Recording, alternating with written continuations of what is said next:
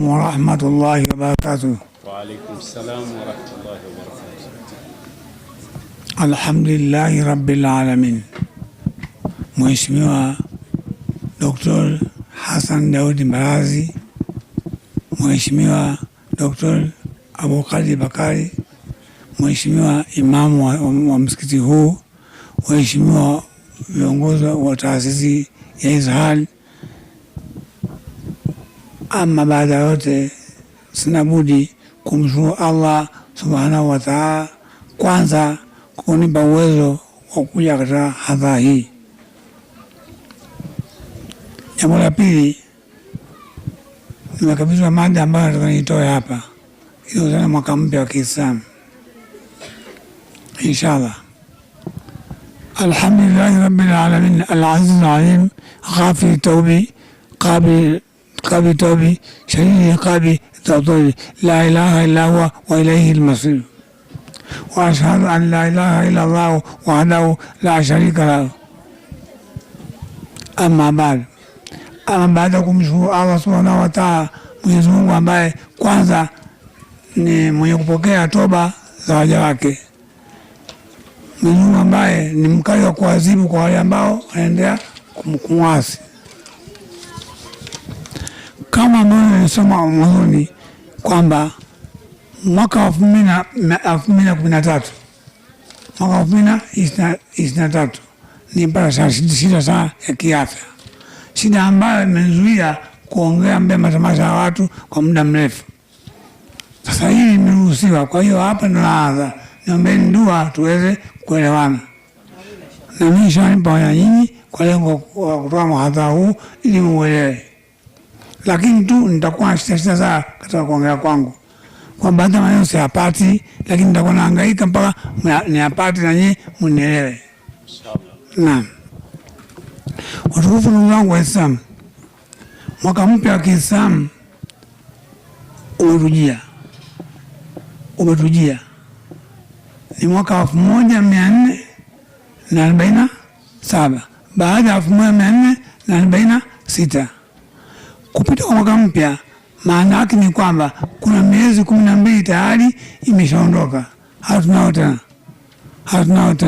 Na miezi hii 12 iliyoondoka maana yake ni kwamba imepunguza muda wetu wa kuishi hapa duniani. Kila mmoja amepunguza muda wake kwa muda miezi 12. Mimi na wewe miezi 12 tayari imeshaondoka na muda tayari umeshapungua. Sasa je, kitu gani tufanye au kitu gani kufanyika ili kwenda sambamba na Allah alivyotuagiza?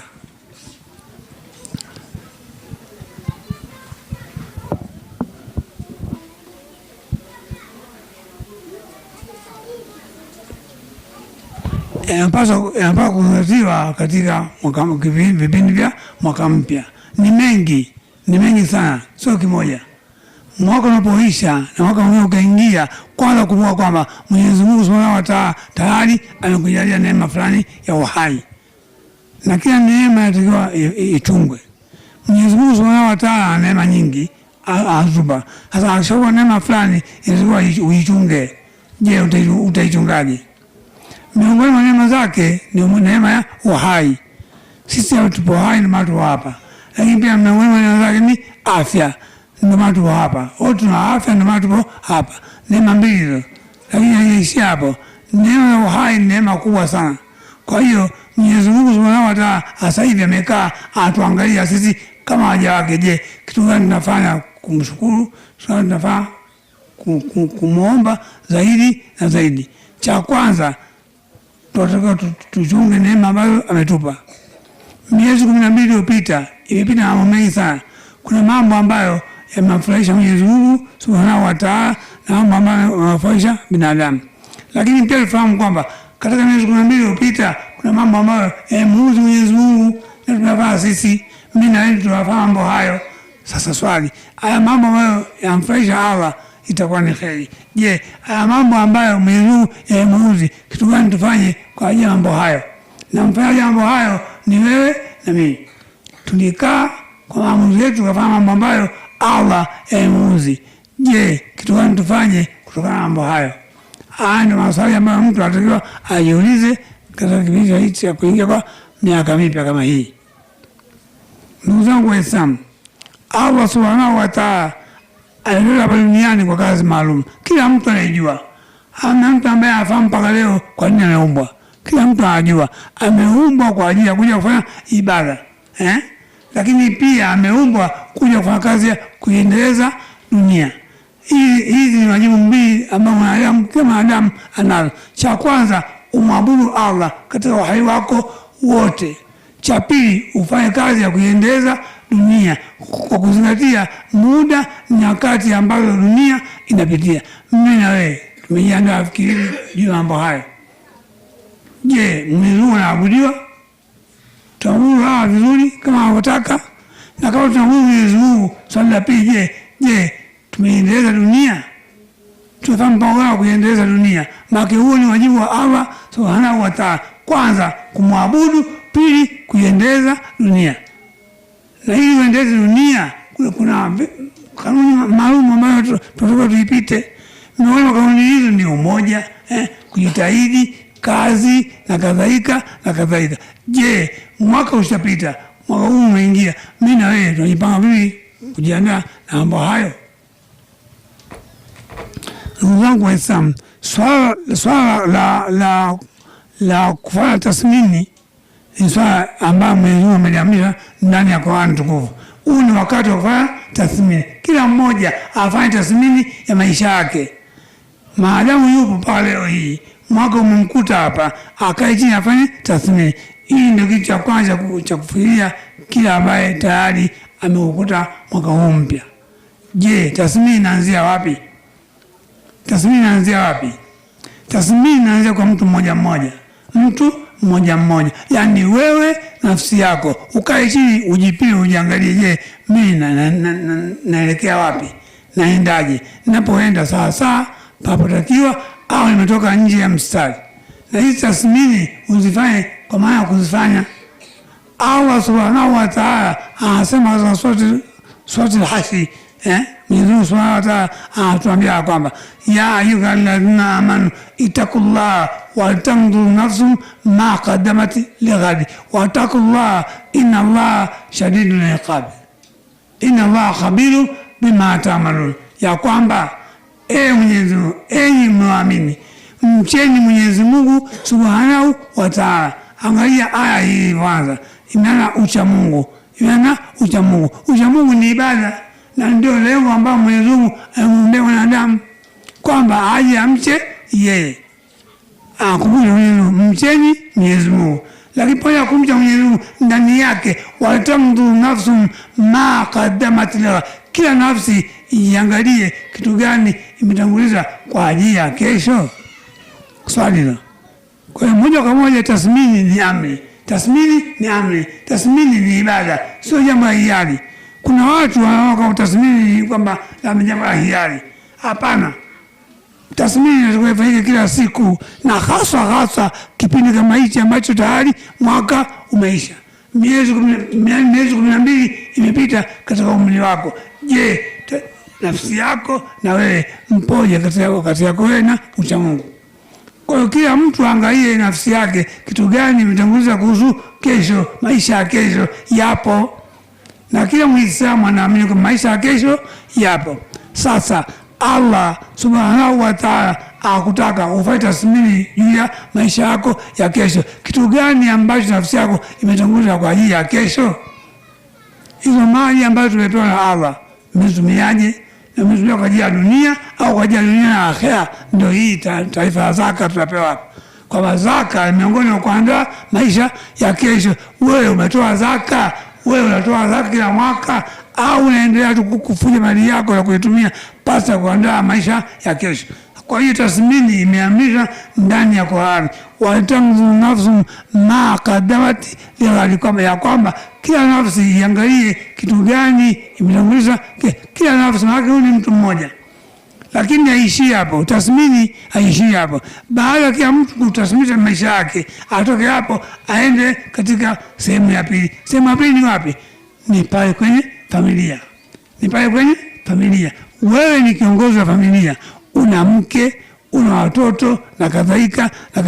Je, familia yako chini mfanye tathmini kuhusu maisha yenu yanaendaje, na tathmini hii ifanyike katika kila engo, sehemu ya uchumi, sehemu ya dini, imani na jamii kwa ujumla. Kila mtu anatakiwa angalie yeye na familia yake wamepanda au wameshuka. Kama tathmini itakuonyesha kwamba maisha yako yamepanda, labda masai umevuna sana, umelima umevuna sana, maana yake tayari umeshaongeza maendeleo fulani ndani ya familia yako. Jiulize, kitu gani kifanya maendeleo yapatikane? Kitu gani kifanyike mpaka maendeleo yapatikane? Kama wewe ni mfanya biashara, angalia msingi wako. Je, umeongezeka au umepungua? Kama umeongezeka, kitu gani ulifanya mpaka msingi ukaongezeka? Kwa hivyo tathmini. Kama unalima, fanya tathmini. Kama fanya biashara, fanya tathmini. Na kama unasoma pia, fanya tathmini. Kuna watu mwaka jana walikuwa hawajapata waume, walikuwa hawajapata wake. Mwaka huu tayari amepata mke, amepata mume. Haya ni maendeleo, haya ni maendeleo. Kwa hiyo mtu huyu anatakiwa afanye tathmini, ajue mimi na familia yangu tumeendelea kwa kiasi gani, na katika maendeleo haya imefurahisha Mwenyezi Mungu au muudhi. Kama atagundua maendeleo anayapata imemfurahisha Mwenyezi Mungu Subhanahu wa Ta'ala, kwa sababu kwanza ameoa, pili amezaa, tatu amelima, amevuna mazao mengi, maana yake ni kwamba yupo katika hali nzuri, basi amshukuru Mwenyezi Mungu Subhanahu wa Ta'ala katika kipindi hiki cha mwaka mpya. Akumbuke ya kwamba kuna wengine bado hawajafikia hapo ambapo yeye amefika. Hii ndio tathmini ambayo inatakiwa ifanyike. Baada ya kumaliza engo ya familia, tuende katika engo ya mtaa. Sisi Waislamu wa mtaa wetu, je, mwaka huu umekuja sisi tupoje? Tunaenda juu au tunashuka chini? Kama tumefeli, tuangalie kitu gani kifanya sisi tufeli. Baadaye mawazo yatokee, mipango ifanyike kuondoa sababu za kufeli. Lakini kama wamefanikiwa, basi wakae chini waangalie kitu gani tufanikiwe. Labda pengine tulikuwa tunafanya vikao vingi sana, hamasa ilikuwa kubwa sana, ndio maana tunafanikiwa. Basi hizi sababu zichungwe na ziendelezwe ili waendelee kufanikiwa. Haya mambo ndio yanaitwa tathmini. Mambo haya kwa ujumla ndio yanaitwa tathmini. Kwa hiyo kipindi cha mwaka mpya, ndugu zangu Waislamu, ni kipindi cha kufanya tathmini. Kila mtu mmoja, familia na jamii kwa ujumla wake. Huku mtu akifahamu kwamba fanya tathmini ni amri ya Allah Subhanahu wa Ta'ala. Na yule ambaye akawa kama tathmini ni hiari ya mtu, hapana. Tathmini sio hiari ya mtu. Tathmini ni amri kutoka kwa Allah Subhanahu wa Ta'ala. Mwenyezi Mungu anasema watamdhuru nafsu ma qaddamat, lazima ufanye tathmini, na usifanya utaulizwa. Usifanya kwa siku utaulizwa. Je, wewe ulikuwa uhai miaka mingi uliishi duniani, kila mwaka ulikuwa unafanya tathmini? Kama ulikuwa ufanyi, basi umemkosea Allah Subhanahu wa Ta'ala. Ndugu zangu Waislamu, tathmini ina faida nyingi sana. Kwanza, inamsaidia mtu kutambua makosa yake katika jamii. Na wewe fahamu makosa yako mpaka ujipime. Na wewe kujipima peke yako mpaka ujiangalie wewe na wenzako. Wewe katika mtaa wako unaishi kama nani? Na je, mashirikiano yako na wenzako yapoje? Hapo utagundua mimi makosa yako utagundua, mimi pengine na makosa fulani, sitembelei watu, salimii watu, siendi kuona wagonjwa, siendi kwenye misiba yao, siendi kwenye sherehe zao na kadhalika. Ukitambua, unajirekebisha. Lakini kama ufanye tathmini, maana yake uweze kugundua makosa yako. Pia uweze kufahamu wewe ni nani. Kwa hiyo tathmini ina faida zake nyingi. Ina faida nyingi sana. Masahaba Mtume Muhammad sallallahu alaihi wasallam, wao walikuwa mfano wa kuigwa katika ufanyaji wa tathmini. Wenzetu walikuwa wakifahamu tathmini na kiasi walikuwa wafanya tathmini. Inshallah. Jazakumullahu khair.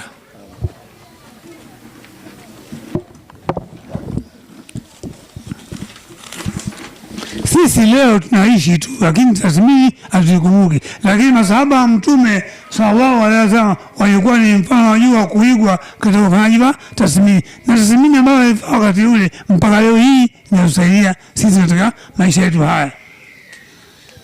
Umar ibn Khattab wakati alitoa doa ya Kiislamu kutoka kwa sahaba Abubakar Siddiq ambaye alimtangulia yeye, kwa kuzingatia tathmini, siku ya kwanza kuhutubia Waislamu alisema maneno yafuatayo.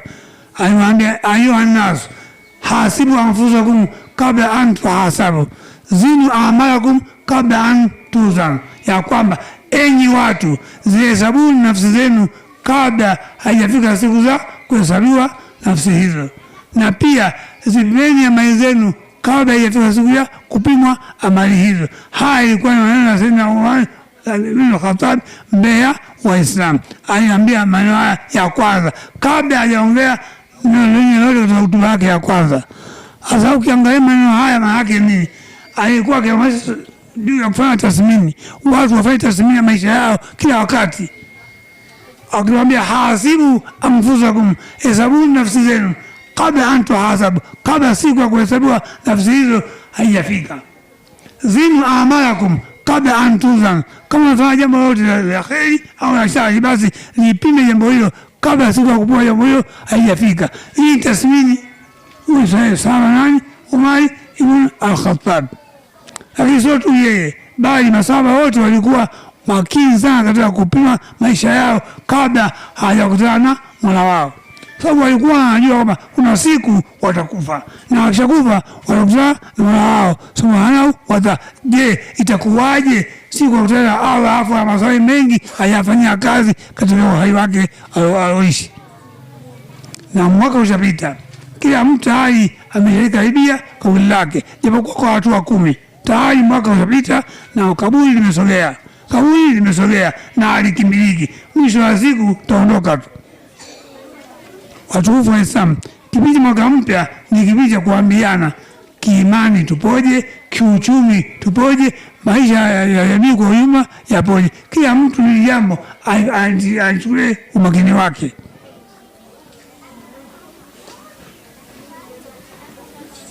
Allah subhanahu wa ta'ala alimteua mwanadamu na kumfanya kuwa ni msimamizi wa maisha ya dunia hii. Na dunia hii ina viumbe wengi, ina wanyama, ulimwengu wa samaki, ulimwengu wa wadudu, ulimwengu wa binadamu, ulimwengu wa mimea. Vitu vyote hivi ni mwanadamu mmoja. Sasa mwanadamu huyu ambaye aishi bila kuifanyia tathmini, atajuaje kama kweli yeye amefanya sawa au amefanya makosa? Ni hatari. Maisha bila tathmini ni hatari. Maisha bila tathmini ni kutokufahamu kujua makosa yako na kutokuweka namna ya kujirekebisha. Tunatakiwa kufanya tathmini hii tugundue tunakosea wapi. Baada ya kugundua tukae tujirekebishe. Ndugu zangu Waislamu, nimesema hapa kwamba tathmini zilifanya masahaba mpaka leo hii sisi yatusaidia.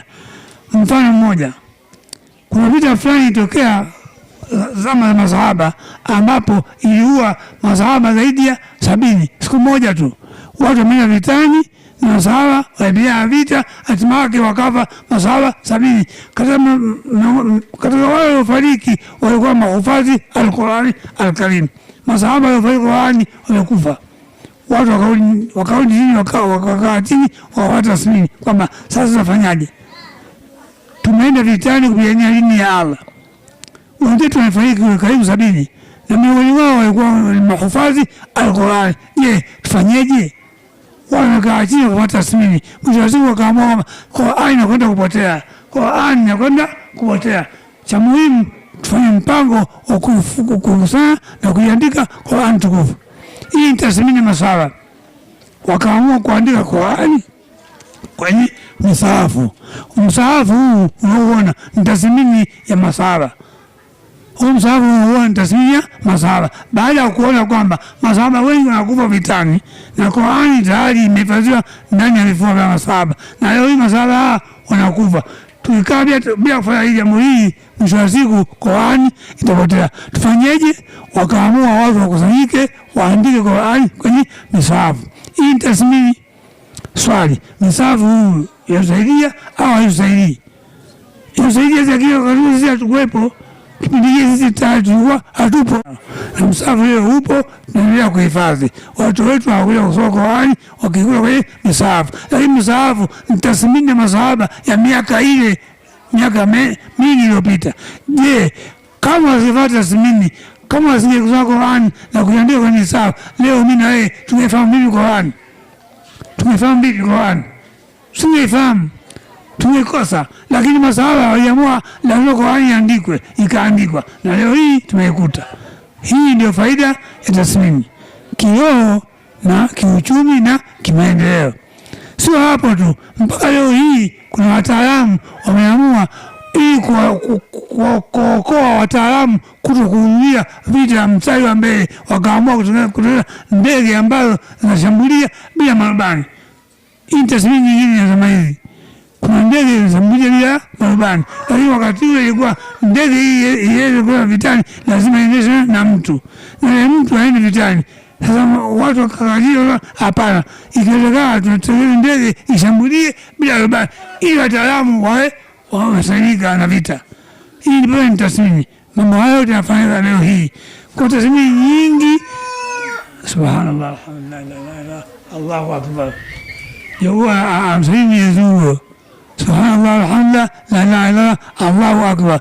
Ndugu zangu Waislamu, kipindi cha mwaka mpya ni kipindi cha kujiangalia wewe na Mwenyezi Mungu mpoje, mahusiano yako na Allah yapoje. Kama mahusiano mazuri itakuwa ni kheri, lakini mahusiano kama mabaya, maana yake binadamu anatakiwa ajirudi, amche Allah subhanahu wa ta'ala, apunguze makosa ili apate radhi za Allah subhanahu wa ta'ala. Hivi ndivyo inavyotakiwa kuwa. Hivi ndivyo inavyotakiwa kuwa. Kwa hiyo ndugu zangu Waislamu, zaidi ni kwamba hii ni kipindi cha tathmini. Sasa niende kwa viongozi wa taasisi. Viongozi wa taasisi, niombe kitu kimoja. Kipindi hiki sherehe hizi mwaka mpya zisiishie tu kwenye kusanyika hapa na kuondoka. Hapana. Maana yake mkae mtupe taarifa. Taasisi yetu imekuwaje mwaka huu? Imeingiza kiasi gani? Imetumia kiasi gani? Wapi tumepatia? Wapi tumekosea? Hivi vitu ndio vinaitwa tathmini. Kila taasisi itoe tathmini kwa waja wake, kwa wafuasi wake, kwa wanachama wake, ili Waislamu waweze kujua uwepo wa taasisi yao unawasaidia au vipi.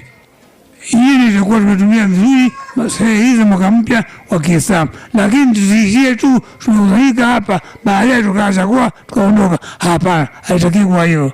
Kwa hiyo basi kila taasisi au kiongozi wa taasisi, hii ndio kipindi ambacho anatakiwa aandae taarifa zake, awaite wanachama wake, awaambie taasisi yetu imefikia hapa, taasisi yetu imefikia hapa, tumekwama hapa.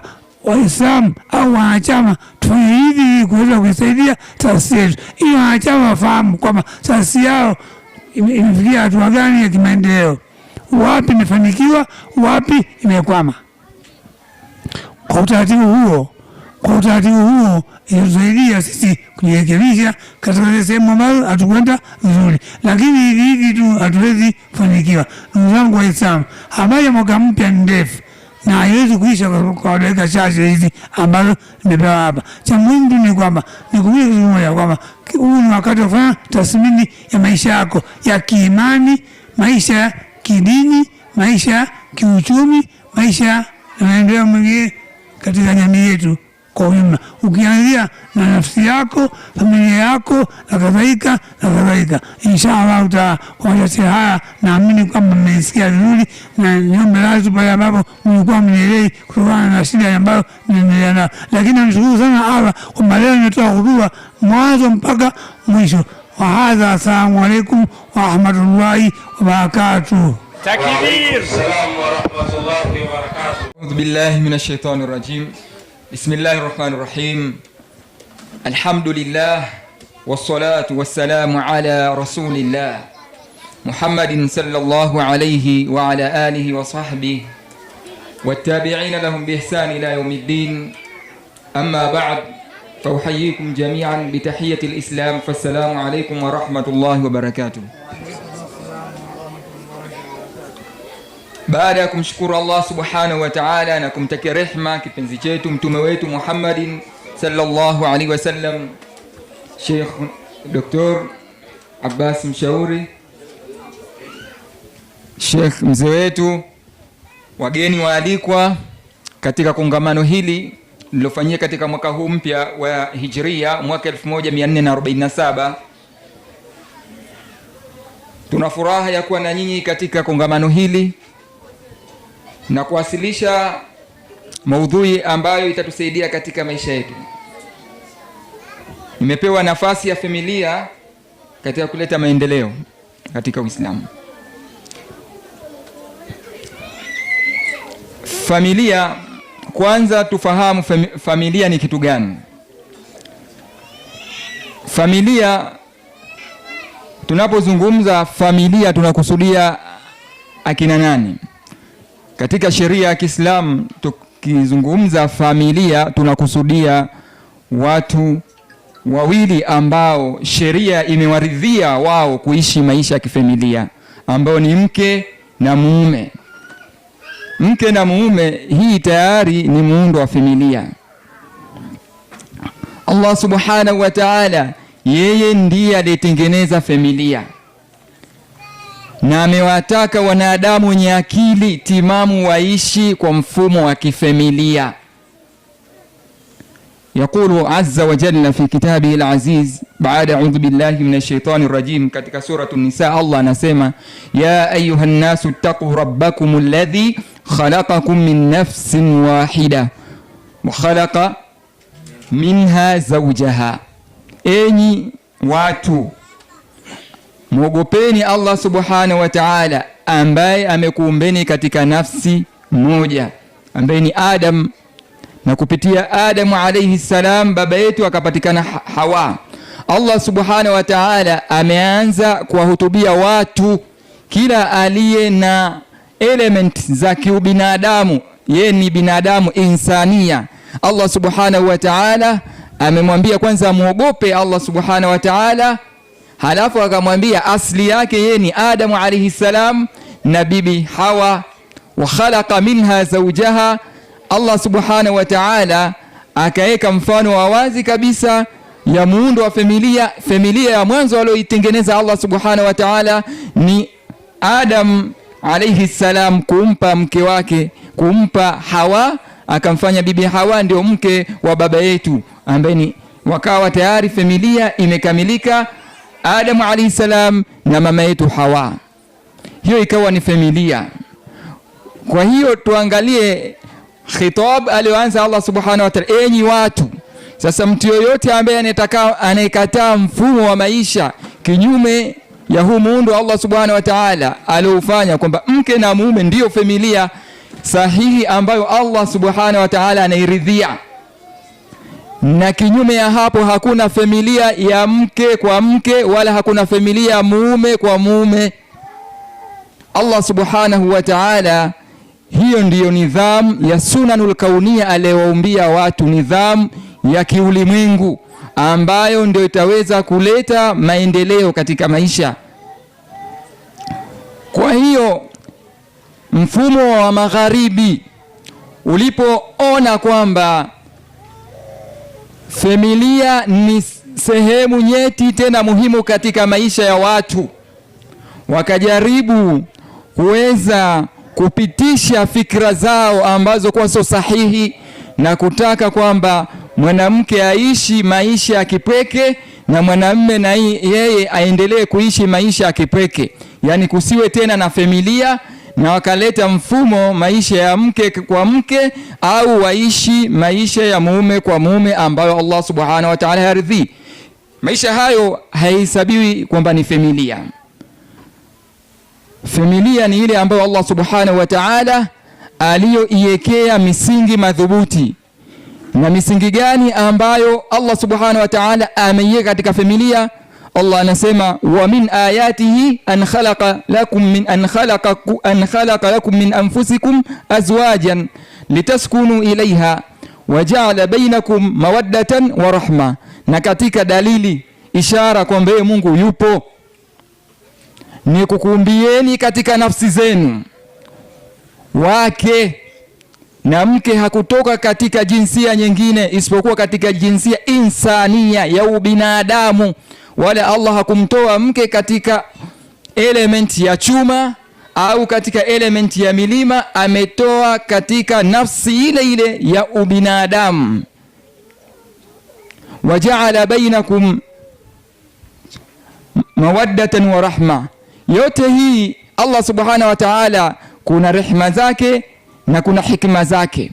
Laiti ingelikuwa mke ni jiwe au ni mti, basi maisha hapo, au mke ni jini au mume yeye ndio jini, mke ndio mwanadamu, ungelikuwa hakuna uwiano wa maisha. Ni katika nafsi hiyo hiyo. Litaskunu ilaiha, familia ili iweze kuleta maendeleo kuna nguzo ifuatayo. Kwanza upatikane utulivu katika ile familia ya mke na mume. Hapo ndo tunaweza kupata maendeleo. Kama hakuna utulivu, basi kutakuwa na migogoro, na migogoro hii haitoishia baina mke na mume, bali italeta athari yake katika vizazi, dhuria. Wale watoto watakaozaliwa kupitia familia hiyo wataishi katika migogoro, watakosa haki zao za msingi kutokana na migogoro ambayo imeanzishwa na mke na mume.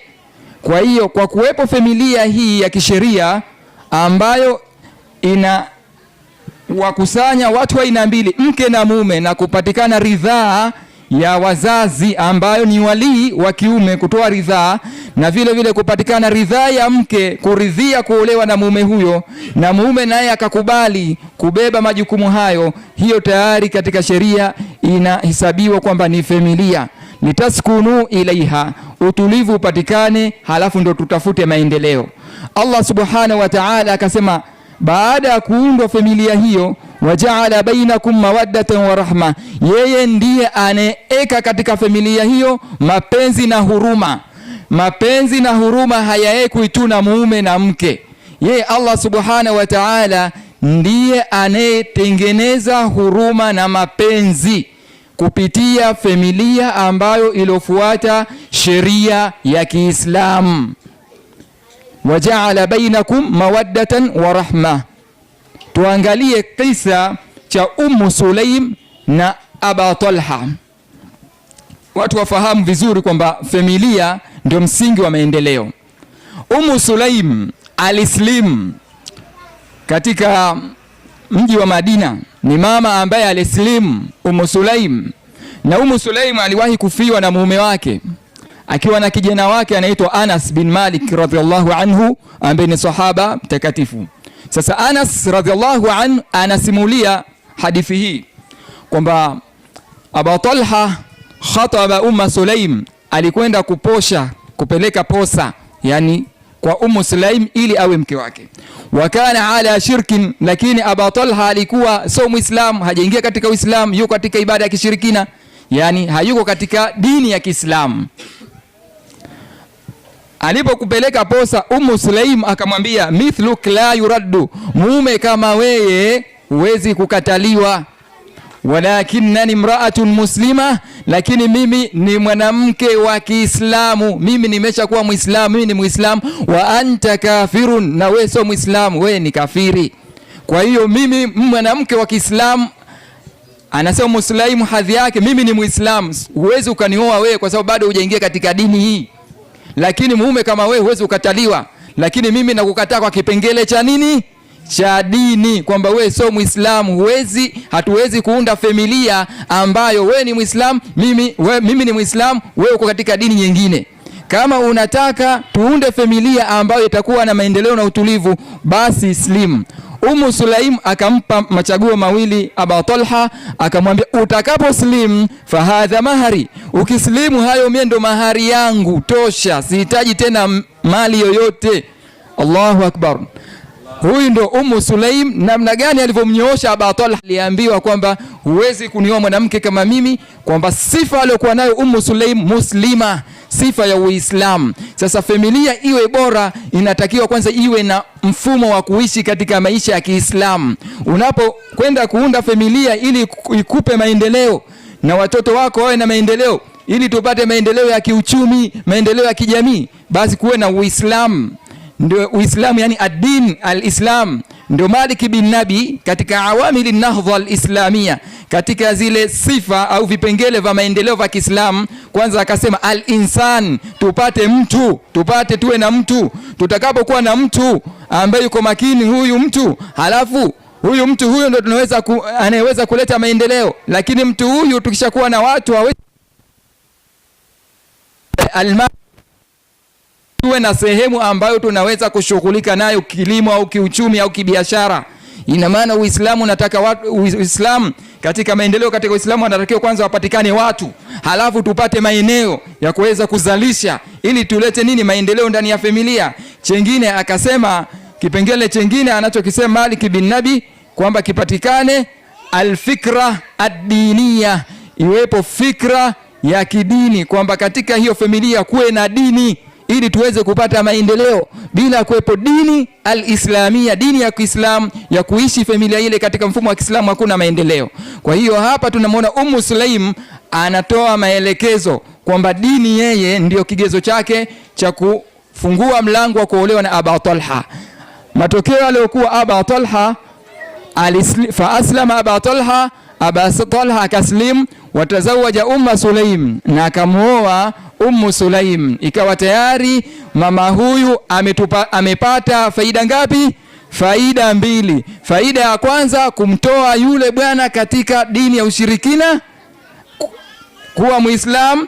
Faida ya pili aliyoipata Ummu Sulaim, kuwa mke, kupata nini? Kupata ndoa. Hapo tayari Ummu Sulaim alitengeneza nini? Maendeleo katika familia. Maendeleo yakaonekana katika upande wa dini, kumuingiza yule, kumuokoa na adhabu ya moto, kumuingiza katika dini ya Kiislamu, na chengine kupata maisha ya ndoa ambayo yana baraka ya Allah subhanahu wa ta'ala. Na katika sifa alizozisema Mtume sallallahu alayhi wasallam za kuolewa mwanamke, tunkahul mar'atu li arba'in, mwanamke huolewa kwa mambo, kwa sifa 4, na katika walidiniha, na dini yake. Ummu Sulaim walijamaliha, alikuwa ni mwanamke mzuri, walimaliha, alikuwa ni mwanamke tajiri mwenye mali, lakini yeye akashartisha yule bwana aslimu ili aweze kuishi naye maisha ya ndoa. Tufahamu huo ndio muundo wa familia, na mwanamke wa mwanzo aliyokuwa amesimama kidete ili aolewe apate ndoa yenye maendeleo ni huyu Ummu Sulaim. Hakukubali tu kukokotwa na mtu ambaye hana dini. Kwa hivyo ndugu Waislamu, tunatakiwa wakati tunapokwenda kwenye kuiunda familia, tuhakikishe muhimili mkuu wa familia ni dini, wala sio mali, wala sio kitu chochote, bali ni dini ndio ambayo inampa hadhi mwanamke katika maisha ya familia. Kwa hiyo Ummu Sulaim alijivunia na ndoa hiyo. Huo ndio muundo wa familia. Katika maendeleo, sehemu yoyote ile ambayo ilikuwa haina amani haiwezi kuwa na maendeleo. Kwa hiyo Allah subhanahu wa ta'ala akasema litaskunu ilaiha, ili mupate sakina, na sakina ndani yake kuna utulivu, kuna amani. Na kishakuwa na amani na utulivu, maendeleo yanakuja, kwa sababu kutakuwa na nini? Mawadda, mapenzi kati ya mume na mke, mapenzi kati ya watoto na mama na baba. Tayari familia inaanza kuwa na mapenzi, na mapenzi yale ambayo Allah subhanahu wa ta'ala yeye ndio anayoyabariki, anayoyatengeneza, na sio mwanadamu anayetengeneza mapenzi ndani ya familia. Wajaala bainakum, wajaala, yani Allah subhanahu wa ta'ala yeye ndio anayejalia, anayetengeneza mawadda, mapenzi, wa rahma, na huruma inakuwepo. Ikiwepo mapenzi na huruma na amani ndani ya familia, watoto wanaishi vizuri, tayari baba anaanza kubeba majukumu ya kifamilia ya mke, na mume anaanza kutekeleza nini? Wajibu wake, na watoto wanaishi katika mazingira ambayo yalikuwa ni mazuri kabisa, hayana migogoro, hayana hatarishi, ni maeneo ambayo yalikuwa ni salama. Hapo sasa Allah subhanahu wa ta'ala maendeleo hayo akayajalia kwamba kati ya mke na mume kwamba kuna maendeleo pia ya kiuchumi, mbali yale maendeleo ya kupata watoto. Katika maendeleo, ili tupate maendeleo tunahitaji rasilimali watu, tunahitaji mawaridi albasharia, rasilimali watu. Sasa rasilimali watu hizi tunazipata wapi? Je, tunazipata kwa mtu tu kuchukua huko nje tu kuzaa ovyo ovyo? hizi rasilimali watu katika sheria ya Kiislamu hazipatikani kwa mfumo huo, zinapatikana kwa ndoa. Kwa hiyo itakapopatikana ndoa, tutazalisha watu, tutazalisha watoto ambao watakuwa wanapatikana kwa njia ya kisheria, ni halali kabisa. Watoto hao ndio watakaoweza kusimama kuleta maendeleo ya kiuchumi na kijamii katika jamii zetu.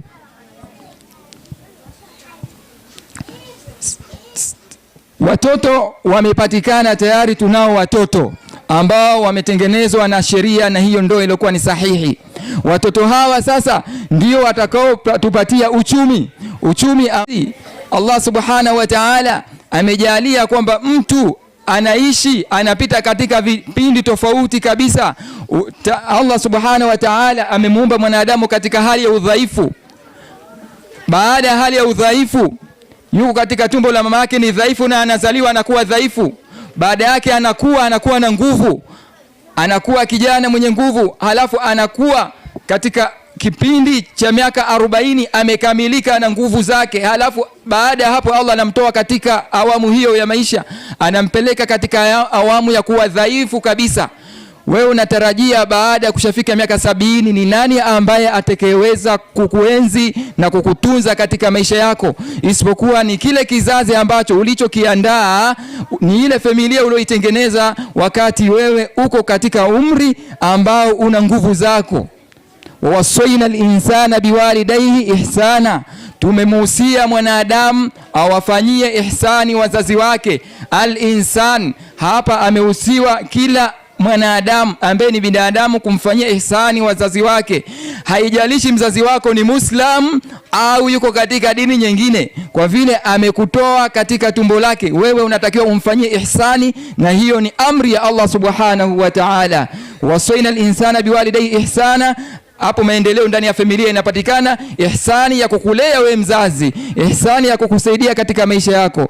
Wasaina al-insana biwalidayhi ihsana, hamalatuhu ummuhu kurhan wa wada'atuhu kurhan, mama amekubeba katika hali nzito kabisa, halafu akakuzaa katika hali ngumu kabisa. Ni kipindi ambacho anapitia mama miezi 9 kwa hali ngumu, kwa udhaifu, na yeye hachoki na hali hiyo, halafu anakuzaa hali ya kuwa ni dhaifu kabisa.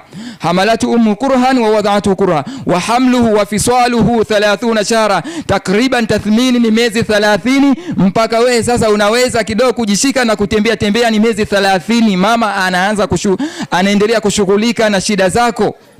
Hata idha balagha ashudda, mpaka sasa unafika una nguvu zako, kijana imara, umri umekamilika. Wa balagha 40 sana, unafikia umri wa miaka 40, tayari umekamilika 40 sana. Qala rabbi auzi'ni, mtoto mwema ambaye analeta katika familia yake analeta maendeleo husema rabbi auzi'ni an ashkura ni'mataka allati an'amta alayya, Mola niwezeshe kushukuru neema ambayo ulionipa. Neema gani? Ya kulelewa na wazazi wawili na kupata maisha mazuri na kuwa katika hali hii. Wa aslih li fi dhurriyyati, inakuja hasahau mtoto huyu, hasahau familia yake. Wa aslih li fi dhurriyyati, nitengenezee familia yangu, watoto wangu. Wa aslih li fi dhurriyyati wa aslih li fi dhurriyyati, hii ni dua ambayo anaomba mzazi.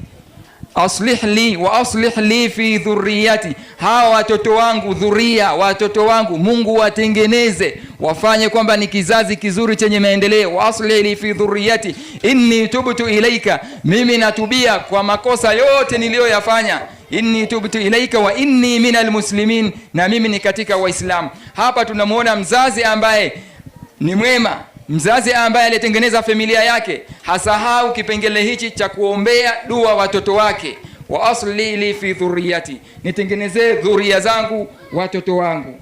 Hii inatokana na namna gani familia inavyoundwa. Ndugu Waislamu, kuharibika kwa familia ndio kuharibika kwa jamii, ndio kuharibika kwa taifa, ndio kuharibika kwa nchi. Ukitaka ujue udhaifu wa taifa, basi wewe angalia familia zao. Ukimkuta mtoto huyu yani hana wazazi waliokuwa imara, yani ukikuta jamii tayari imefika katika awamu kwamba wanazaa ovyo ovyo tu, mtoto hajulikani baba yake ni nani, au mtoto hamjui baba yake ni nani, tayari ujue kuna sura ambayo itakuwa ni hatari katika maisha. Tutashindwa kudhibiti qiyam, maadili, tutashindwa kudhibiti maadili, kwa sababu kama maendeleo yanavyoletwa na familia, maendeleo hayo kudhibiti matatizo au kudhibiti tabia hatarishi ni rahisi sana ikiwa kuna familia. Familia ndio inaweza kudhibiti watoto, lakini ikiwa hakuna familia, basi tutashindwa kuwadhibiti watoto, kwa sababu mtoto yule hataweza kusikia. Lakini wakati familia itakapozungumza kama familia itaweza kudhibiti swala lile. Kwa hiyo familia ina nafasi muhimu katika kuleta mchango katika maisha yetu sisi Waislamu, na sio sehemu ya kuchezea. Na Allah subhanahu wa ta'ala kuonesha hilo ndo akafanya kwamba hata urithi wa mali unatakiwa unakwenda kwa miongozo ya familia. Ikiwa hakuna familia, basi hakuna urithi. Allah subhanahu wa ta'ala hilo amelithibitisha kwamba familia ndio sababu ya kurithi, ambayo hiyo inatokana na ndoa. Hiyo familia iliyokuwa haina ndoa, ina maana hiyo sio familia. Kwa hiyo tayari hapo tunaona kwamba vitu vingi vimewekezwa kwenye familia. Kwa hiyo familia ni sehemu ambayo ni muhimu kabisa, na ni sehemu ambayo ndio inotupa furaha, ndio inoleta amani katika maisha yetu. Ndugu Waislamu, katika suala hili tuangalie mfano wa familia ambazo zilizoleta maendeleo katika maisha katika kipindi cha Khilafa Rashida na kipindi cha Mtume sallallahu alaihi wasallam. Tukiangalia familia Anas bin Malik radhiallahu anhu. Anas bin Malik huyu ni sahaba ambaye alikuwa ni khadim Rasulillah sallallahu alaihi wasallam, ni mtumishi wa Mtume sallallahu alaihi wasallam. Mama yake Sulaim alimtoa kwa ajili ya kumtumikia nani? Bwana Mtume sallallahu alaihi wasallam, na akamtumikia kwa muda wa miaka 10. Mtume sallallahu alaihi wasallam akamwombea dua Anas, akamwambia Allah, Allahumma barik lahu fi malihi, Mola mbariki katika mali zake, wa fi umri, na umri wake ubariki, wa fi auladi, na watoto wake. Alimwombea dua katika mambo matatu: ampe umri mrefu. Ndo Anas bin Malik ni katika masahaba wa mwisho kufariki dunia. Halafu vile vile mali, Anas bin Malik alikuwa ndio tajiri mkubwa katika masahaba, na vile vile dhuria, watoto, alikuwa na watoto wengi Anas bin Malik katika maisha yake kwa dua Bwana Mtume sallallahu alaihi wasallam. Hiyo ndio familia ya Anas. Na Anas hakusahau, aliweka wakfu nyumba yake katika mji wa Madinatul Munawwara. Nyumba yake aliweka wakfu, alitoa wakfu kwa ajili ya Waislamu, na nyumba hii ilikuwa iko karibu na msikiti. Tukimwangalia Bibi Fatima Az-Zahra, mama wa Hasan wa Husaini, Bibi Fatima ambaye ni mtoto wa Mtume sallallahu alaihi wasallam, tukiangalia familia hii ambayo iliyokusanya baina wajukuu wa Mtume sallallahu alaihi wasallam Hasan na Husaini na Imamu Ali radhiallahu anhu, kwamba familia hii Bibi Fatima yeye mwenyewe alitoa nyumba kwamba ni wakfu kwa ajili ya Waislamu, kwa ajili ya maendeleo ya Waislamu. Hii ni familia ambayo iliyoleta maendeleo. Vile vile tukiangalia Zubair ibn Awam radhiallahu anhu, na yeye alitoa wakfu katika mali zake katika Khaybar. Tukija sahaba Uthman radhiallahu anhu, Uthman ndio familia yake, yeye na familia yake walinunua kisima cha Bi'r Mauna, ambacho ni kisima Waislamu waliokuwa wakitumia kwa ajili ya kupata maji kwa ajili ya maisha yao. Tukiangalia Abubakar Siddiq radhiallahu anhu, na vile vile familia yake ilitoa mchango kwa ajili ya wakfu kwa ajili ya Waislamu. Hakuna maswahaba, na Imam Al-Khasafi rahmatullahi alayhi anazungumzia familia za maswahaba zilivyotoa mchango wa maendeleo kwa kutoa mali zao, au kwa kutoa mashamba yao, au kwa kutoa mali zao kwa ajili ya Allah subhanahu wa ta'ala, kwa ajili ya dini yake. Mpaka inafika jemedari wa vita Khalid bin Walid radhiallahu anhu, yeye anatoa silaha zake na vyombo vyake vyote vya vita kwa ajili ya Allah subhanahu wa ta'ala. Na kuna sahaba ambaye yeye alidhamini msafara wa vita moja kwa moja kwa ajili katika ghazwa Tabuk radhiallahu anhu, huyo sahaba. Yote hii ni familia, kwamba Uislamu ulikuwa unafanya maendeleo kwa kupitia familia, na huo ndio mfano wa familia. Na sisi tufahamu familia zetu zimefanya nini katika dini, katika jamii. Familia zetu zimetoa kitu gani katika jamii? Familia zetu zina maono gani kwa ajili ya maendeleo ya Waislamu? Kwa hiyo tufahamu kwamba familia ndiyo sehemu kubwa kabisa katika maendeleo, na ili tuweze kurudi nyuma ndio watu wa magharibi wakaangalia namna gani ya kuzipotesha familia, wakaanza kuamua sasa mama atoke akafanye kazi, mama atoke akafanye kazi na shughuli zake, watoto nyumbani wako hawana mlezi. Wakasahau kwamba ile nyumba ile ni taasisi na ni ofisi ambayo ni kubwa na ina majukumu mengi kabisa, majukumu ya tarbia, ya kulea na kuwasimamia watoto. Na imefikia sasa mama anakwenda kufanya kazi, wanarudi wameacha mtoto mdogo, mtoto anakutikana, mtoto mdogo anataka maji ya kunywa, anakutikana na mtoto amefariki. Baba yuko kazini, mama yuko kazini, hakuna mwangalizi wa ile taasisi ya familia. Unafikiria utazalisha mtoto gani ambaye ulikuwa hukumlea na hukumwendea tokea mdogo na hukumpa mahitaji? Kwa hiyo tufahamu kwamba katika familia kuna jukumu la kuwalea watoto ili tupate maendeleo. Tuwalee watoto, wala watoto tusiwaache tu wanaishi peke yao bila ya kupata malezi ya mama. Mama ndiye mhusika mkubwa wa masulia ya tarbia ya kuwalea watoto nyumbani. Mama ndio familia, na mama al-ummu madrasatun. Hafidh Ibrahim asema mama ni shule. Mama kule kuna kila kitu, ndiye msimamizi wa kila kitu wa maendeleo ya mtoto na familia. Familia bora ni ile inayozaliwa na mama bora. Kwa hiyo hatuwezi kupata familia bora bila kupata mama bora, na mama bora anapatikana kwa vigezo alivyoweka Bwana Mtume sallallahu alaihi wasallam, al-ummu madrasatun, mama ni shule. Kwa hiyo mama abakie kulea watoto, na kulea watoto sio swala ambalo watu wanafikiria ni swala ambalo ni swala ambalo la kukaa mama nyumbani ni kwamba hana kazi, bali nyumbani kuna kazi nzito kushinda huko maofisini, kwa sababu unamlea mtoto, unamwangalia kwa jicho masaa 24 hulali. Wewe unamwangalia mwenendo wake na tabia zake na huduma zake. Al-ummu madrasatun idha a'adattaha a'adatta sha'ban tayyib al-a'raqi. Mama ni shule, tukimwandaa vizuri basi tutapata vizazi, watoto wazuri ambao watatuletea maendeleo katika jamii yetu. Kwa hiyo tufahamu kwamba Uislamu unatoa nafasi kubwa kabisa kwa kina mama.